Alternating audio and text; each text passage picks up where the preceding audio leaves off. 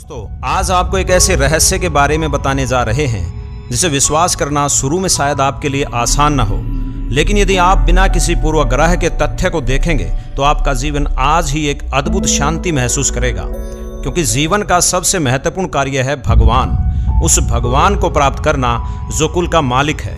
आज आपके मन मस्तिष्क में उठने वाले सवाल का उत्तर देने जा रहे हैं। सबसे पहले ये जानना जरूरी है कि भगवान कौन है।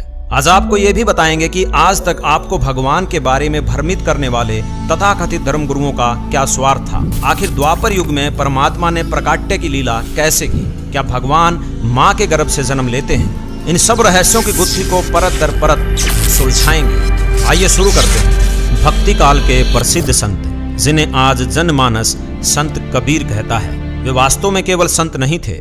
कबीर साहब असाधारण प्रतिभा के धनी, जिनकी शिक्षाप्रद वाणियां बचपन से ही सिखाई और पढ़ाई जाती हैं।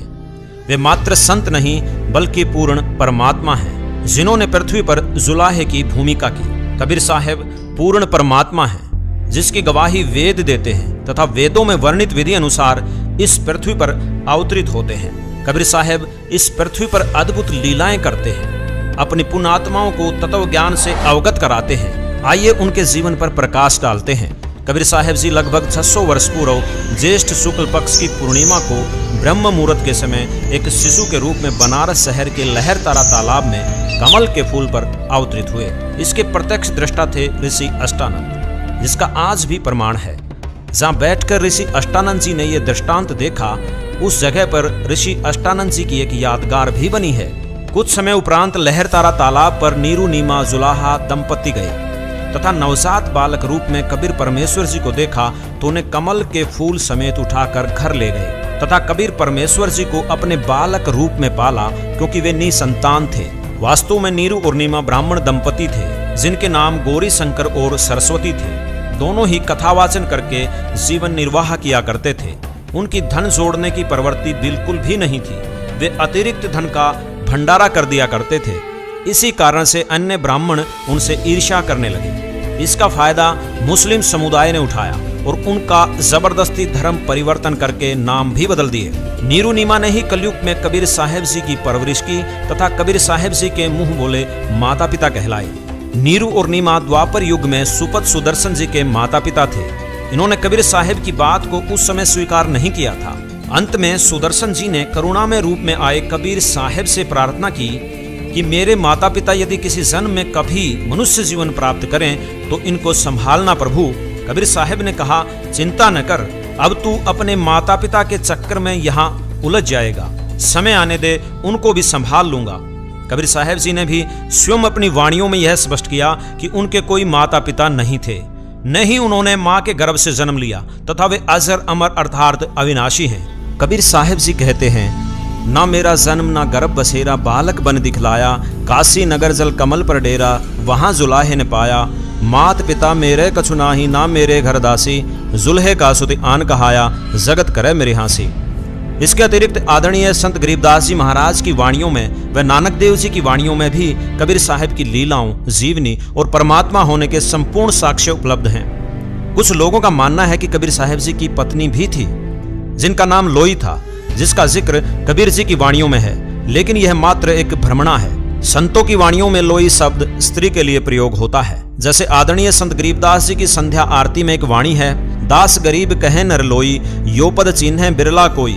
अर्थात अपनी वाणियों के माध्यम से नर पुरुष तथा लोई महिला के लिए संबोधित करते थे। कबीर परमेश्वर जी की वाणियों में भी लोई शब्द का प्रयोग स्त्रियों के लिए हुआ है। कबीर साहब की मुंह बोली 2 संतान थी, पुत्र कमाल और पुत्री कमाली, जिसे स्वयं कबीर साहब जी ने अपने आशीर्वाद से जीवित किया था। एक समय दिल्ली का राजा सिकंदर लोधी के धार्मिक गुरु शेख तकी ने कहा कि मैं तो कबीर साहब को तब खुदा मानूं जब मेरे सामने किसी मुर्दे को जीवित कर दे। तभी एक दरिया किनारे लगभग 12 वर्षीय लड़के का शव बहता हुआ जा रहा था। उसी समय कबीर साहब ने कहा कि हे जीवात्मा, जहां भी है, कबीर हुक्म से इस शव में प्रवेश कर और बाहर आ जा।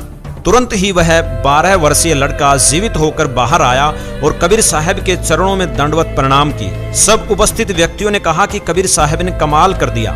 उस लड़के का नाम कमाल रख दिया तथा कबीर साहब ने उसे अपने बच्चे के रूप में अपने साथ रखा। इसी प्रकार लगभग 13 वर्ष की कमाली, जो मुस्लिम धर्म के धार्मिक गुरु शेख तकी की बेटी थी, किसी कारणवश मृत्यु को प्राप्त हो चुकी थी। लगभग 15 दिन से ज्यादा कब्र में दबे हो चुके थे। शेख तकी ने कहा, यदि कबीर मेरी बेटी को जीवित कर दे, मैं तथा सर्व उपस्थित व्यक्ति भी इस कबीर की शरण में आ जाएंगे, अन्यथा इस काफिर को सजा दी जाए। कबीर साहब जी को पता था ये काफिर है, सत्य मार्ग स्वीकार नहीं करेगा। इस भ्रम को तोड़ने के लिए हजारों की संख्या में उपस्थित भक्त समाज के सामने कब्र फुड़वा तुड़वा कर उस शव को अपने आशीर्वाद देकर जीवित कर दिया। तब सभी उपस्थित व्यक्तियों ने कहा कि कबीर साहब ने कमाल कर दिया, कमाल कर दिया। कबीर साहब ने उस लड़की का नाम कमाली रख दिया। लड़की ने अपने पिता शेख तकी के साथ जाने से मना कर दिया, कहा कि मेरा इनसे इतना ही नाता था, इनसे तो मैं जा चुकी हूँ, अब मैं अपने परम पिता के साथ रहूंगी। कबीर साहब ने उस कमाली लड़की को अपनी बेटी रूप में रखा। कबीर साहब ने 120 वर्ष तक पृथ्वी पर रहकर तत्व ज्ञान का प्रचार अपनी वाणियों के माध्यम से किया, जिन्हें हम कबीर वाणी कहते हैं। कबीर साहब की वाणियों में अनेकों आध्यात्मिक गूढ़ रहस्य छिपे हैं, जिन्हें तत्वदर्शी संत ही सुलझा कर बता सकते हैं। इस तरह कबीर परमेश्वर ने ढेरों वाणियां उच्चारित की और अनेकों लीलाएं की, जिनके प्रमाण शास्त्रों और संतों की वाणियों में मिलते हैं।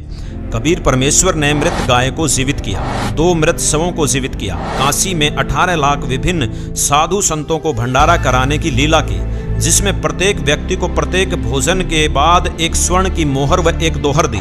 दिल्ली के बादशाह सिकंदर लोधी का जलन का रोग दूर किया, मृत रामानंद जी को जीवित किया और ऐसी न जाने अनेकों लीलाएं कबीर साहब ने की। 120 वर्ष तक अपनी प्यारी आत्माओं को ज्ञान प्रचार करने के बाद परमात्मा ने राजा वीर सिंह बघेल और मगहर रियासत के राजा बिजली खान पठान सहित हजारों लोगों के सामने मगहर लीला की और सशरीर सतलोक चले गए। आप सभी से अनुरोध है कि भक्ति करें तो कबीर परमेश्वर जी की ही वास्तविक भक्ति करें, जो कि वर्तमान में संत रामपाल जी महाराज जी कराते हैं, जिससे आपको यहाँ भी सुख होगा और पूर्ण मोक्ष भी प्राप्त होगा। तो देर ना करें, शीघ्र अति शीघ्र संत रामपाल जी महाराज से नाम दीक्षा लें और अपना कल्याण करवाएं। धन्यवाद।